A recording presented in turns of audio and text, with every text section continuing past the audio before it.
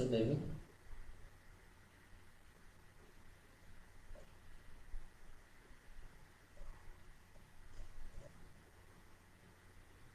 শুরু করি।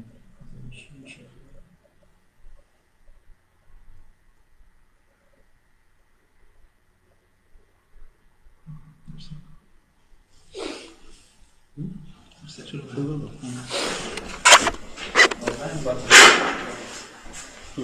আর কিছু আলাদা লাগতেছে? আপাতত কিছু লাগবে না। প্রিয় শিক্ষার্থীবৃন্দ, তোমাদের কুড়িগ্রাম পলিটেকনিক ইনস্টিটিউট এর পক্ষ থেকে স্বাগতম।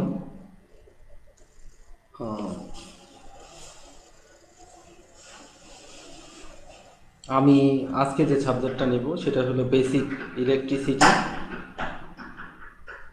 ইলেকট্রিক্যাল প্রথম পর্বের ছাত্রছাত্রীদের জন্য। তার আগে আমি আমার পরিচয়টা একটু দিয়ে নেই। আমি Mohammad Motiur Rahman, junior instructor electronics, Kurigram polytechnic institute Kurigram. আশা করি প্রিয় শিক্ষার্থীবৃন্দরা তোমরা সবাই ভালো আছো, সুস্থ আছো এবং নিজ নিজ বাড়িতেই অবস্থান করতেছ। আমরা খুবই একটা ক্রাইসিসের মধ্যে দিয়ে সময় পার করতেছি। এই ক্রাইসিসের মধ্যেও আমরা তোমাদের সুবিধার জন্য অনলাইনে ক্লাস নেওয়ার চিন্তা ভাবনা করছি এবং সেই উদ্দেশ্যেই আজকের এই অনলাইন ক্লাস। তো আশা করি সবার ভালো লাগবে।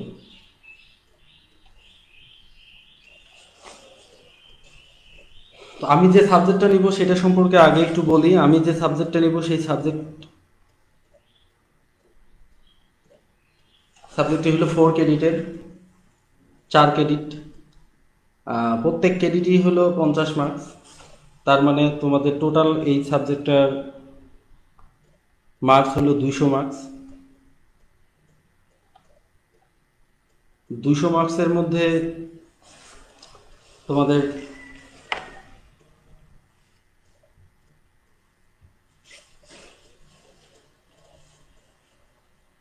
50 মার্কস হবে হলো প্র্যাকটিক্যাল, আর 150 মার্কস হলো থিওরি।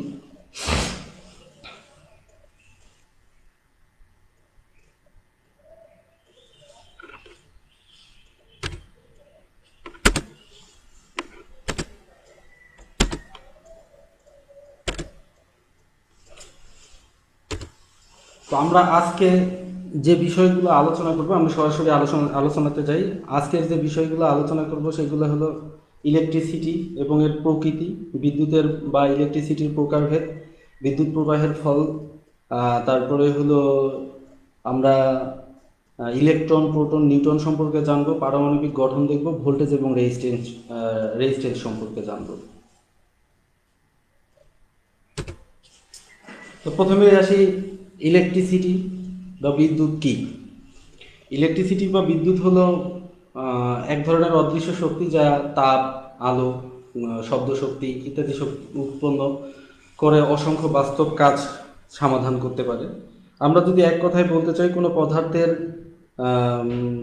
ইলেকট্রনের বিচ্যুতিকেই আমরা বিদ্যুৎ বলবো। অর্থাৎ ইলেকট্রনের এক জায়গা থেকে আরেক জায়গায় গমনের ফলে যে শক্তি উৎপন্ন হয় সেটাকেই আমরা বিদ্যুৎ বলবো। বিদ্যুৎ প্রধানত হলো দুই ধরনের, একটা হলো স্থির বিদ্যুৎ আর একটা হলো চল বিদ্যুৎ। তো স্থির বিদ্যুৎ হলো কি, যে বিদ্যুৎ উৎপন্ন স্থানেই স্থির থাকে সেটাই হলো স্থির বিদ্যুৎ, যেমন ক্যাপাসিটরের প্লেটে সঞ্চিত চার্জ, ব্যাটারি, এসব। চল বিদ্যুৎ হলো কি, যে বিদ্যুৎ উৎপন্ন স্থান থেকে স্থির থাকে না, এটা হলো উৎপন্ন স্থান থেকে অন্যান্য স্থানে স্থানান্তরিত হতে পারে, যেমন জেনারেটর হতে প্রাপ্ত বিদ্যুৎ, আমাদের বৈদ্যুতিক লাইনের যে বিদ্যুৎ, এগুলাই হলো চল বিদ্যুৎ। চল বিদ্যুৎ আবার দুই ধরনের, একটা হলো ডিসি আর একটা হলো অল্টারনেটিং কারেন্ট। ডাইরেক্ট কারেন্ট আর হলো অল্টারনেটিং কারেন্ট। এখানে তিনটা চিত্র দেয়া আছে। একটা ডাইরেক্ট কারেন্ট কিভাবে ফ্লো হয়, এই যে একটা ব্যাটারির সাথে একটা লাইট সংযোগ দেয়া আছে, এই ব্যাটারি থেকে যে কারেন্ট উৎপন্ন হচ্ছে সেটা হলো ডাইরেক্ট কারেন্ট। আর এইখানে দেখানো হচ্ছে যে একটা জেনারেটর অথবা একটা বিদ্যুৎ উৎপাদন কেন্দ্র আছে, সেইখান থেকে উৎপন্ন কারেন্টের সাথে একটা লাইট সংযুক্ত আছে, সেটা হলো অল্টারনেটিং কারেন্ট। বিদ্যুৎ প্রবাহের ফল, আমরা এখন দেখব যে বিদ্যুৎ প্রবাহের ফলে কি কি পরিবর্তন ঘটে বা কি ধরনের আমরা পরিবর্তন দেখতে পাই। বিদ্যুৎ প্রবাহের ফলে পরিবাহীতে তিন ধরনের ফলাফল লক্ষ্য করা যায়। প্রথমেই হলো চৌম্বক ক্রিয়া,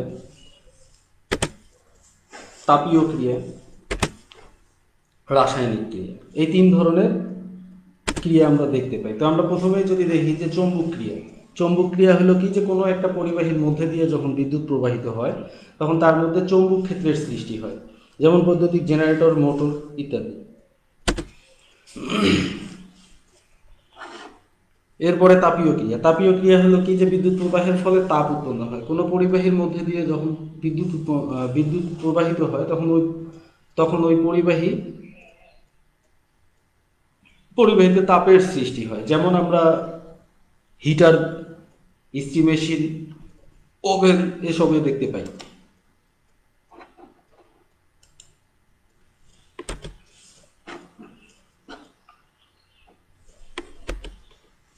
রাসায়নিক ক্রিয়া হলো কি, যে কোনো তরল পদার্থের মধ্যে দিয়ে যখন বিদ্যুৎ প্রবাহিত হয় তখন তার মধ্যে রাসায়নিক পরিবর্তন ঘটে, যেমন ইলেকট্রোপ্লাটিং এর রাসায়নিক পরিবর্তন ঘটে থাকে।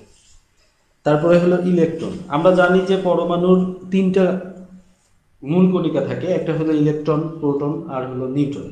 তো ইলেকট্রন যেহেতু ইলেকট্রনের প্রবাহটাকে আমরা বলতেছি বিদ্যুৎ, সেজন্য আমরা ইলেকট্রন সম্পর্কে একটু জানবো। ইলেকট্রন হলো কি, যে একটা ঋণাত্মক চার্জ বিশিষ্ট কণিকা, যা নিউক্লিয়াসের চারিদিকে বৃত্তাকার কক্ষপথে আবর্তিত হয়। অর্থাৎ হলো কি, যে ইলেকট্রনগুলো আমাদের যে পরমাণুর নিউক্লিয়াস থাকে, নিউক্লিয়াসের বাহিরের দিকে নির্দিষ্ট কক্ষপথে ইলেকট্রনগুলো অবস্থান করে। এই ইলেকট্রনের ভর হলো 9.1 ইন্টু 10⁻31 কেজি। বৈদ্যুতিক মাত্রা হলো -4.8029 ইন্টু 10⁻10। ব্যাসার্ধ হলো 1.4 ইন্টু 10⁻15 মিটার প্রায়। ইলেকট্রনগুলো প্রোটনের তুলনায় অত্যন্ত হালকা হয়ে থাকে সাধারণত। প্রোটন হলো ধনাত্মক চার্জ বিশিষ্ট কণিকা, এর ভর হলো 1.673 ইন্টু 10⁻27 কেজি। বিদ্যুৎ মাত্রা হলো +4.8029 ইন্টু 10⁻10⁻10 ইন্টু, এবং হলো ব্যাসার্ধ হলো 1.4 ইন্টু 10⁻15 মিটার প্রায়। প্রোটনের ভর হাইড্রোজেনের কণিকার ইলেকট্রনের তুলনায় অত্যন্ত ভারী হয়ে থাকে। এই যে আমরা দেখতে পাচ্ছি যে পরমাণু পদার্থের ক্ষুদ্রতম কণিকা, যেগুলো খালি চোখে দেখা যায় না, তার অর্থাৎ ইলেকট্রন, প্রোটন এবং নিউট্রন।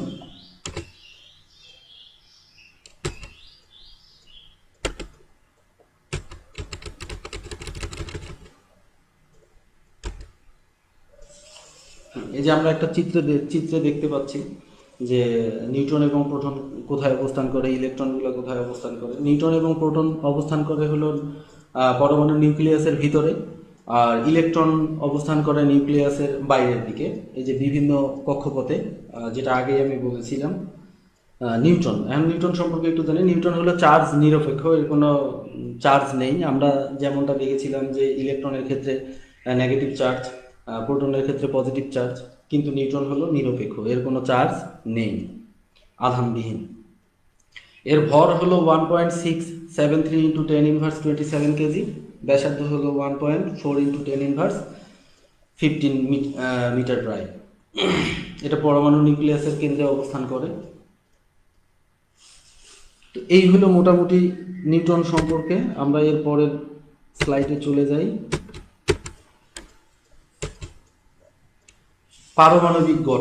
পারমাণবিক গঠন হলো কি, যে কোনো একটা পরমাণুর যে ইলেকট্রন সমূহ আছে, এই ইলেকট্রন সমূহ পরমাণুতে কিভাবে অবস্থান করে, সেটাকেই আমরা বলি পারমাণবিক গঠন।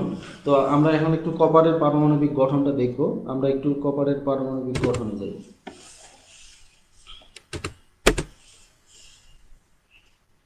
তো আমরা জানি যে ওজন যেটা হলো সেটা হলো প্রোটন এবং নিউটনের মোট সংখ্যা। এটা হলো কপারের জন্য হলো 64, আর পারমাণবিক সংখ্যা হলো 29। পারমাণবিক সংখ্যা হলো 29।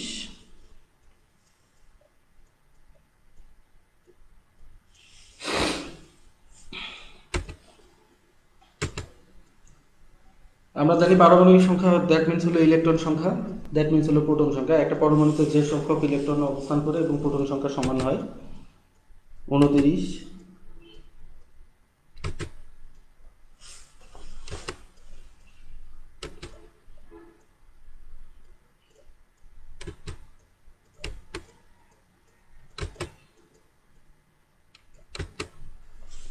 আমরা এখন দেখব কপারের পারমাণবিক গঠন। কপারের চারটা কক্ষপথ আমরা দেখতেছি। একটাকে বলছি আমরা কে, একটাকে এল, একটাকে এম এবং একটাকে এন দ্বারা প্রকাশ করি যদি, তাহলে কে স্তরে থাকবে হলো দুইটা। এখানে আমরা সাধারণত ছোট্ট একটা সূত্রের মাধ্যমে এটা করে থাকি যে 2n²। এইখানে এন হলো অরবিট সংখ্যা, আর 2 হলো সূত্রের এমনিতেই 2। তো আমরা যদি এখানে দেখি যে কে স্তরের পারমাণবিক সংখ্যা যদি দেখতে চাই, তাহলে আমরা এখানে দেখতে পাচ্ছি যে 2n², অর্থাৎ হলো 2 চারটা কক্ষপথ আমরা দেখতেছি। একটাকে বলছি আমরা কে, এখানে n হলো অরবিট সংখ্যা। তো তার মানে হলো 2 × 1 to the power 2, that means 2। এল স্তরের যদি তাকাই তাহলে এল মানে হলো 2, আর অরবিট সংখ্যা হলো 2, তার মানে হলো 2 × 2 টু দি পাওয়ার 2।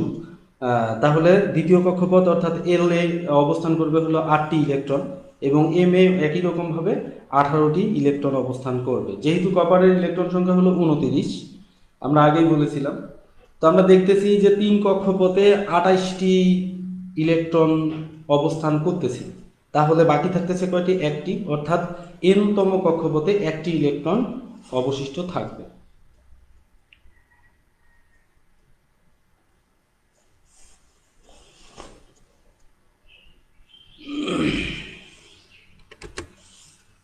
এই যে আমরা একটা চিত্রে দেখতে পাচ্ছি, খুব সুন্দরভাবে দেয়া আছে।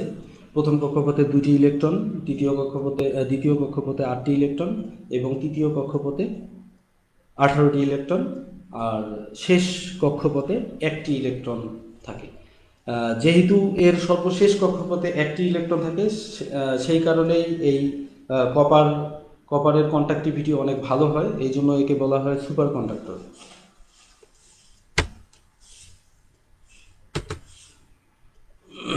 অ্যালুমিনিয়াম, আমরা আবার অ্যালুমিনিয়ামের পারমাণবিক গঠনটা দেখব।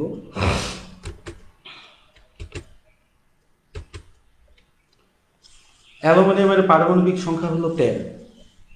তার মানে অ্যালুমিনিয়ামের পরমাণুতে 13টি ইলেকট্রন বিদ্যমান আছে। তো আমরা এখন দেখব যে অ্যালুমিনিয়ামের মধ্যে এই 13টি ইলেকট্রন কিভাবে অবস্থান করে।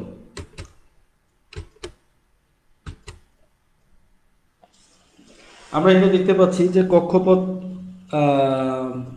এইখানেও আমরা একই রকমভাবে কে, এল, এম, এন দ্বারা কক্ষপথগুলোকে প্রকাশ করতেছি।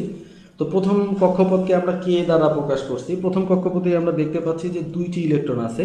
আমি প্রথমেই বলছিলাম কপারের যখন পারমাণবিক সংখ্যা আমরা পারমাণবিক অবস্থান আমরা দেখতেছিলাম, তখন আমরা দেখছি কি যে প্রথম কক্ষপথে 2টি ছিল, এখানেও 2টি আছে এবং সূত্রটি আমি তখনই বলে দিয়েছিলাম যে 2 টু দি পাওয়ার 2 × 2n, আর কি n², 2n²।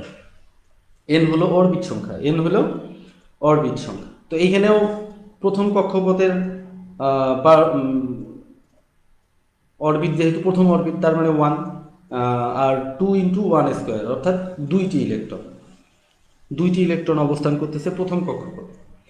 তো দ্বিতীয় কক্ষপথে এসে দেখতেছি যে 8টি, তাহলে আমাদের মোট ইলেকট্রন সংখ্যা হলো 13টি। 8 এবং 2, 10টি ইলেকট্রন শেষ, আর 3টি থাকে। তার মানে হলো অ্যালুমিনিয়ামের সর্বশেষ কক্ষপথে 3টি ইলেকট্রন থাকে।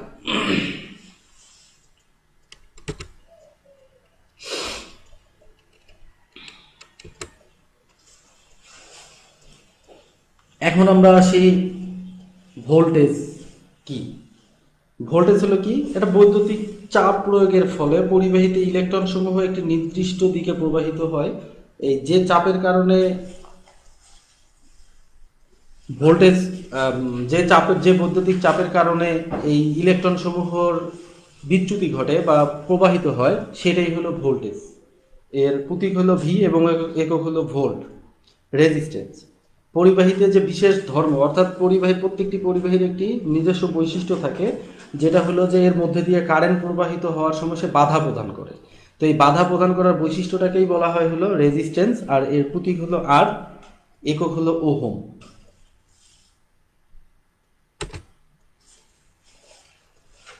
হ্যাঁ, আমরা মোটামুটি ক্লাসের শেষের দিকেই পৌঁছে গেছি। আগামী ক্লাসে আলোচ্য বিষয়সমূহ সম্পর্কে আমরা একটু আলোচনা করব। আগামী ক্লাসে আমরা পড়ব হলো পরিবাহী, অর্ধপরিবাহী এবং অপরিবাহী সম্পর্কে। পরিবাহী, অর্ধপরিবাহী এবং অপরিবাহীর মধ্যে পার্থক্য, রেজিস্ট্যান্স কি, আপেক্ষিক রোধ কি, এই কয়েকটি বিষয় সম্পর্কে আমরা আগামী ক্লাসে আলোচনা করব। এখন আমরা আসি কিছু বাড়ির কাজে। এখানে 11টি প্রশ্ন দেয়া আছে। এই প্রশ্নগুলো শিক্ষার্থীবৃন্দু তোমাদের জন্য বাড়ির কাজ। আজকে আমরা যা যা পড়লাম এই জিনিসগুলো সম্পর্কেই এইখানে কোশ্চেনগুলো দেয়া আছে। প্রথমেই আছে প্রতীক ও একক সহ কারেন্টের সংজ্ঞা দাও। আমরা যেটা প্রথমেই আলোচনা করেছিলাম যে ইলেকট্রিসিটি কি।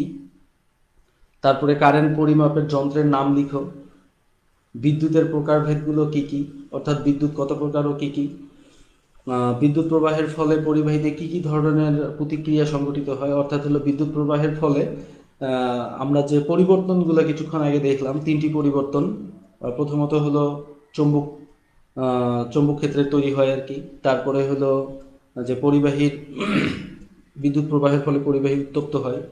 বিদ্যুৎ প্রবাহের ফলে রাসায়নিক পরিবর্তন ঘটে। এই পরিবর্তনগুলো সম্পর্কেই বলা হয়েছে। প্রতীক ও একক সহ ভোল্টেজের সংজ্ঞা দাও। ভোল্টেজ পরিমাপক যন্ত্রের নাম লিখো। 7 নম্বর কোশ্চিন হলো প্রতীক ও একক সহ রেজিস্ট্যান্সের সংজ্ঞা দাও।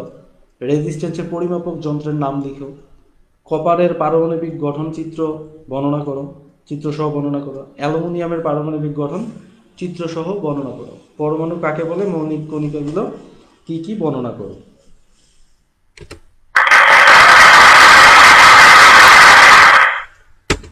ধন্যবাদ। তো আজকের মতো আমি বিদায় নিচ্ছি। আগামী ক্লাসে আবার দেখা হবে। সেই পর্যন্ত সুস্থ থাকো।